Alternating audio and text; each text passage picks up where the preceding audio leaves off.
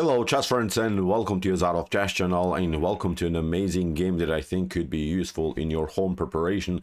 Welcome to a beautiful gameplay by Clover against Stockfish 16 in an amazing English orangutan opening. And the English orangutan is actually this early expansion by White after move c4. White is trying to make immediately progress with the move b4, a move that you usually would play in many of these lines, because in some lines of the English openings you're playing basically rook to b1, c4, and then you're trying to do b4. But this move b4 is of course a very aggressive method, but I think it's also vulnerable then to the attacks by black. And actually in this game Stockfish will show us even here a beautiful theoretical novelty in move 3, a completely new approach against this English orangutan setup here by White. So let's see now what happened with the white pieces here. The Clover chess engine opened with the move c4. Stockfish response was knight to f6, and now we have the orangutan English after move b4. Stockfish continued now with the move e5, hits now the pawn.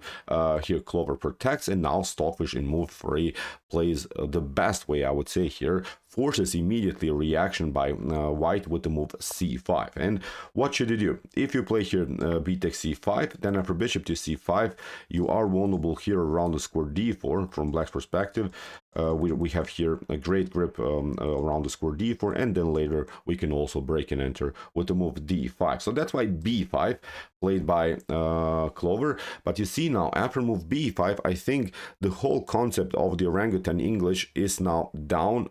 I think there's simply no good progressive plans anymore for White here on the queen side. White's attacks is splashed, nothing dramatic is going on this side of the board. Even if White starts to push this pawn here, we have always this setup when maybe White is pushing the pawn and then we pass through. So we'll simply wait and then we'll pass through with our pawns if White expands simply too much here on the queen side. So nothing dramatic, I would say, here going on now in Black's position. Stockfish after move b5 continues of course with the move d5, c takes d, knight takes d, queen to c2, and now we have a great setup here by Black after move bishop to e6. Here Black should be slightly better.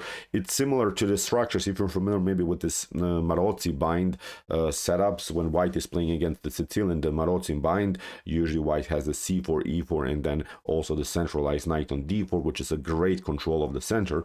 Now Black has also a similar position, controls the d4 square, has a great activity. Bishop is out, knight is centralized. This knight can be still maneuvered to d7. Bishop still has maybe some issues where to be developed, but still it has a great control. So I would say here, as I said, simply a much better position so far for Black. We have bishop to b2 by Clover. Stockfish protects now the pawn, knight to f3, knight to d7, normal development, and after move e3 here by the fish, by Clover, Stockfish plays now the amazing c4. c4 creates of course a beautiful space advantage for Black on this side of the board, has now occupied the fourth rank, and there are now several holes in White's position. I think the main issue is now the weakness on d3, but also here the weakness on b3. Let's see now what happens if you take. Clover didn't take, but of course we want to know what's going on. After move queen to c4, if you try to do that, then of course you're getting in front of the bishop. But actually it's not even the issue that you go in front of the bishop. After rook to c8, you're trying maybe to escape, then we play something like knight to c5. Look at this, we continue simply to attack the position, then we attack this one, bishop has to step back, then we play knight to b3. So you see White will have huge problems with the development. So also instead of this move queen to b3, you could also go to h4 to get out of this light square mess. But then again, look at this, rook to c2 is even winning the game. There's simply no good square for the bishop. You can of course play bishop to c3, then we take again several light square problems, d3, b3 weakness. So too much pressure here again from Black's perspective. If you take here the pawn with the bishop instead of queen takes c4, then there is this problem. You're getting pinned on the c file. You can maybe protect it, but then knight to b6, you're trying to defend it with knight to d2, but now knight to c5, again continue the pressure. And even if you take here the bishop on e6, we don't pick up the bishop here. That's not the issue. We want to get the d3 pawn, and now the queen gets exposed, and again game over. Even if you try here something like bishop to c3 to cover yourself here on the c file, then knight takes c4, maybe d takes c4, and then again the position is collapsing here around the square d3. You have to play something like king to e2, bishop to f5. Look at this, great stuff here for Black. Knight to f4.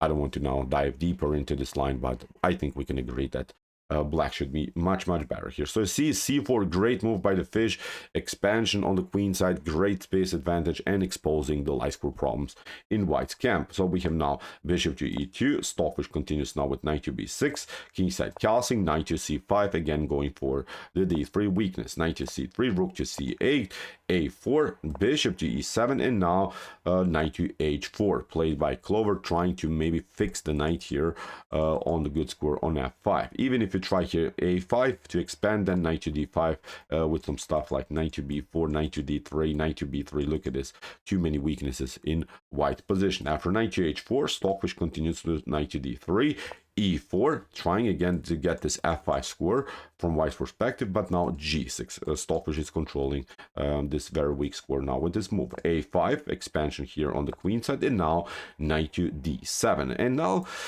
the queen is disconnected from the knight on d3. Clover took here this unpleasant knight on d3. Stockfish, of course, takes. Queen takes d3. And okay, Stockfish lost a pawn. But again, there are too many holes. There are too many weaknesses in white's position. Stockfish continues now with the easy knight to c5. Great move. Again, makes here white react. Even if you trade off the queens here, even if you simplify the game, then there's the problem is after rook to d8, there's simply no good protection of the d3 or the b3 square. You're trying maybe knight to f3 to get the knight back, then knight to b3, then we can continue the attacking flow with bishop to c4. You have to step back. We play king to f7, and now we can build even here some massive stuff around the square d3. This knight is always overloaded to the defense of the pawn. This pawn is weak, so I think that we can again agree that this is a much better position here for black.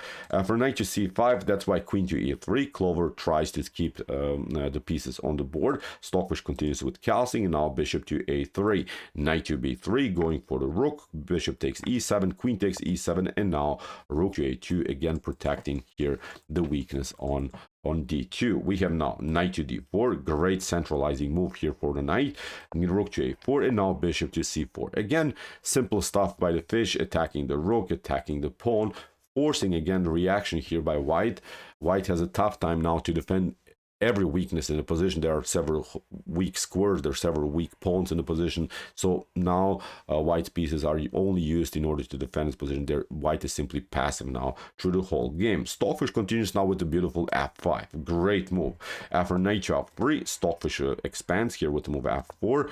Clover retreats, and now finally knight takes f3. Great move here by the fish, provoking some light square problems. And the downside for white is, of course, that white gave up already the light square bishop in the early stage of the opening, and now Stockfish can, of course, attack these weaknesses with the bishop, with the queen, also by including maybe the rooks into the game.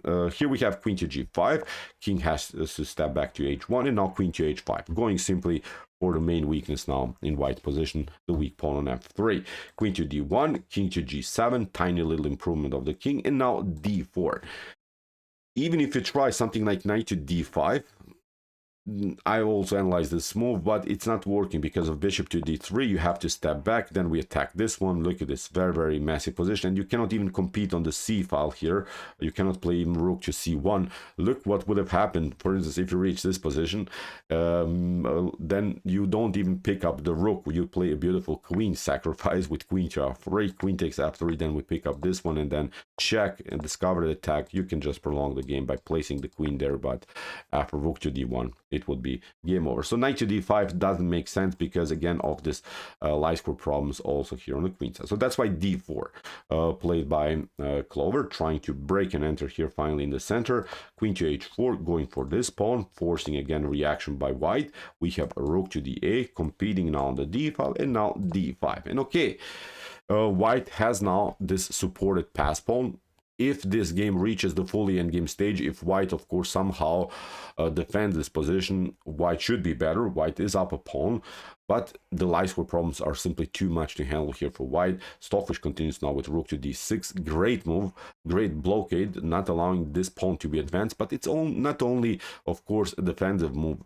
This move is also preparing something like g5, and then including maybe the rook into the attack, especially on the h file. White's king could be vulnerable for sure. Rook to a1 here by Clover. We have g5, rook to g1, and now queen to h3, again going for this weak pawn on f3. We have rook to g2. even if you try here rook to g5, I've also analyzed this line. It's simply not working. You simply step back, and then after something like, I don't know, queen to d1, protecting this pawn, you go simply with rook to g8. And the issue is after a couple of trades of rooks here on the g file, you cannot compete on the g file. Even if you try queen to g1, then rook to g6 is winning the game. You have to step back, and you're getting checkmated, or you'll probably give up here the queen for the rook. So this is not working. Even if you try here after rook to g8, rook to c1, then rook to g6 again, and there's simply no good defense anymore here for white. So that's why after queen to h3, rook to g5 wasn't played here by Clover. Clover tried rook to g2. Stockfish takes out now finally this weak pawn on f3, rook to e1, and now bishop to d3, attacking further the light squares. We have queen to d1, queen takes d1, knight takes d1, and now rook to g6, protecting finally this pawn on g4. G5, we have f3, but now Stockfish grabs another pawn, and Stockfish, I would say, here has a completely winning endgame, because the issue for white is, again, usually you could play maybe even such an endgame, but the knight is a little bit misplaced. The knight cannot be useful on the square c3 where it's supposed to be, because this rook has already taken over, and this rook is also a little bit misplaced, doesn't have good squares. Many pawns, we have to also mention, are on light squares, which are very easy to attack by the light square bishop. So white has here very many positional problems now in the later stage of the game. After move bishop to b5, we have h3, king to f6, improvement of the king, rook to b2, and now bishop to a6, covering everything, keeping the active bishop here, but of course connecting it also to the weak b7 pawn. Knight to f2, we have now h5, not allowing some dangerous knight to g4 moves here by white, rook to d1, and now rook to g7, trying of course now finally to include also this other rook into the game. We have now king to g2, rook to c3, the rook comes now in a good way into the game, and now after rook to c3 we have rook to d2. Here Clover is trying somehow to compete against this beautiful rook activity. After rook to d2, Stockfish continued with rook to c7, simply doubling up the rooks now on the c file, trying of course to do some damage on this side of the board. We have rook to d1, we have rook to e3, and now again rook to d2. Clover doesn't have simply better moves. Stockfish will probably include also this other rook into the game. From this point on, I think the game is a one-way ticket, but of course in black's favor. After rook c2, Stockfish went with rook c8, knight to d1, attacking now the rook by Clover, and now rook to a3 going also now for the last weakness in white position with the weak a5 pawn. Knight to f2, Stockfish grabs another pawn, and this is obviously game over. Stockfish gets the king closer now to the action. h4, now Stockfish takes another pawn, and now Clover is going for the h4 pawn, but it doesn't matter. Rook to a3 controls now the third rank. This is a weakness, then this one becomes a weakness. This is a passer, but it can be easily blocked out, so not a good continuation of course here for white. King takes h4, rook takes f3, knight to h3, and now Stockfish creates a blockade with the king here. Rook to d5, Stockfish goes behind and also is trying to play rook to h3, trapping the knight. We have here rook to h2, that's why covering the h file. Rook to e3, Stockfish goes now also for the e4 pawn. Rook takes e5, king takes d6, Stockfish grabs now this important pawn, new check, king to c6, rook to f5, and now a new pawn is taken here. So Clover can maybe go for this one, but this is now a lost position because of the two connected passers. Here for black, rook to f6, Stockfish goes towards the other side of the board, rook to f5, new check, a new check, Stockfish is now covering, and now finally Clover goes with knight to f4, bishop to c4, not allowing some checks on f7, rook to g2, trying of course to maybe even in some lines, if black plays carelessly, of course, to deliver checkmate, but Stockfish creates now a nice path for the king. We have a check, Stockfish hides, and now after rook to g3, simply pushing the pawn further is now the option for black, and this pawn is almost unstoppable. We have king to g5, Stockfish delivers a check, plays now rook to a5, applies this Tarash rule, simply going behind the pawn, simply pushing the pawn further. We have king to rook to h6, bishop to b3, knight to d3, and after rook to c3 in this particular position, Clover resigned. So what's the issue? Of course, we'll simply push this pawn. We have great attacking chances, especially when the b4 move happens. I think white will resign after a couple more moves. So great game, I would say, by the fish. Interesting ideas. Maybe it's not one of those great tactical games that we have seen by fish many times, but I think this is useful to find really the best recipe against this orangutan variation with this early b4 move. We attack with the move e5, and then here after move a3, c5 is a great move. I think this is a useful line here for black. Okay, if you want to see more beautiful, sharp attacking chess played by top engines, check out our commented chess games played by computer series. Here's the link of our playlist, and if you like this content, hit the subscribe button. See you soon with some more videos, and what do we say in the end? Chess is the best, of course.